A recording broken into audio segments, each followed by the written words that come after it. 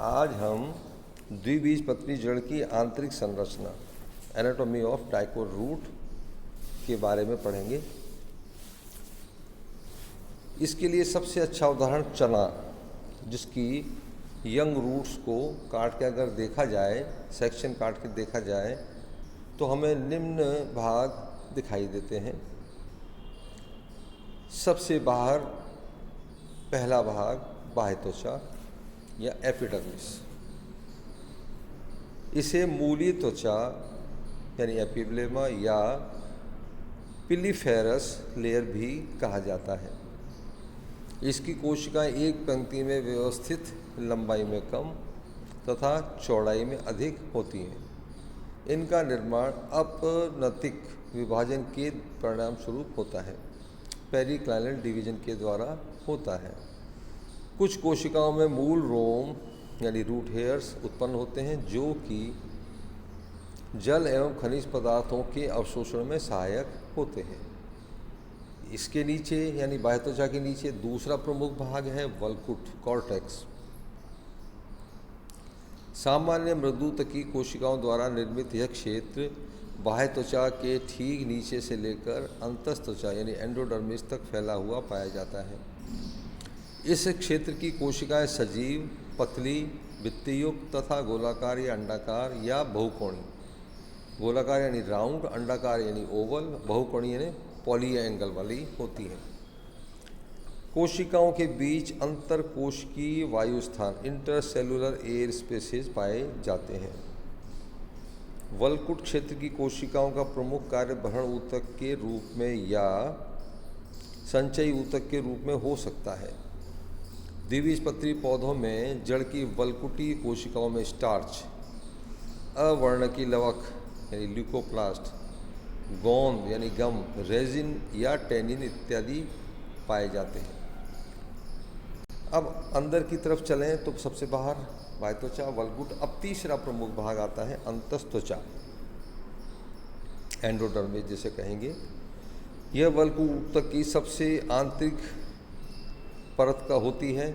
इस क्षेत्र की कोशिकाएं मृदुतकीय, एक पंक्ति में व्यवस्थित एवं ढोलकाकार बैरल शेप होती हैं। इनकी अधिकांश कोशिकाओं पर सुबेरिन युक्त पट्टिकाओं का अरिस्थूलन रेडियल थिकनिंग पाई जाती है। इन स्थूलन पट्टिकाओं को कैस्पेरेंट पट्टी भी कहा जाता है, परंतु जाइलम के सम्मुख उपस्थित अंतस्थ त्वचा कोशिकाएं अपेक्षाकृत बड़ी एवं पतली भित्ति युक्त होती हैं। इन पर कैस्पेरेंट पट्टी का स्थूलन नहीं पाया जाता। इन्हें मार्ग कोशिकाएं कहते हैं। इनका प्रमुख कार्य वल्कुट कोशिकाओं से जाइलम ऊतक में जल एवं खनिज पदार्थों के संवहन को सुगम बनाने का होता है। और अंदर की तरफ देखें, चौथा भाग परिरंभ या पेरिसाइकिल।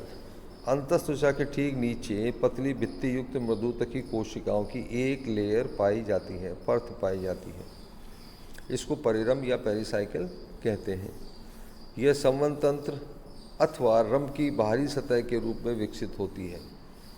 इसका प्रमुख कार्य पार्श्वी जड़ों के विकास के साथ साथ द्विबीजपत्री पौधों में काग, एधा, कोर कैम्बियम या संवहन कैम्बियम के निर्माण के द्वारा द्वितीयक वृद्धि यानी सेकेंडरी ग्रोथ में सहयोग प्रदान करने का होता है।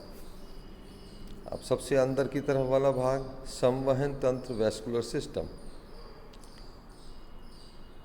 द्विबीजपत्री जड़ में संवहन बंडल द्विदारुक से लेकर चतुर्दारुक यानी डाइआर से लेकर टेट्रास तक होते हैं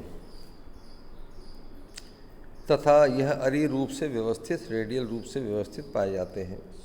इनमें जाइलम व फ्लोएम एकांतर क्रम में दिखाई देते हैं। एकांतर यानी पहले जाइलम, फिर फ्लोएम, फिर जाइलम, फिर फ्लोएम। इनके बीच मृदुतकी कोशिकाओं के रूप में संयोजी ऊतक, कंजक्टिंग टिश्यू पाया जाता है। केंद्रीय भाग में मज्जा यानी पित्त अनुपस्थित या बहुत छोटे रूप में होता है। जाइलम ऊतक प्रोटोजाइलम व मेटाजाइलम में विभेदित होता है। प्रोटोजाइलम तत्व अपेक्षाकृत छोटे व संकरे तथा परिधि की ओर व्यवस्थित होते हैं, जबकि मेटाजाइलम तत्व बड़े एवं केंद्र की ओर व्यवस्थित होते हैं। इस तरह की व्यवस्था को हम बाह्य आदि दारुक अवस्था यानी एग्जार्स कंडीशन कहते हैं। तो ये हमने द्विबीजपत्री जड़, उदाहरण के रूप से चना की जड़ में आंतरिक रूप से कौन कौन से ऊतक किस किस क्रम में व्यवस्थित हैं और कैसी संरचना है उसके बारे में देखा। पहले हम तुलनात्मक रूप से एक बीजपत्री द्विबीजपत्री का अध्ययन कर चुके हैं।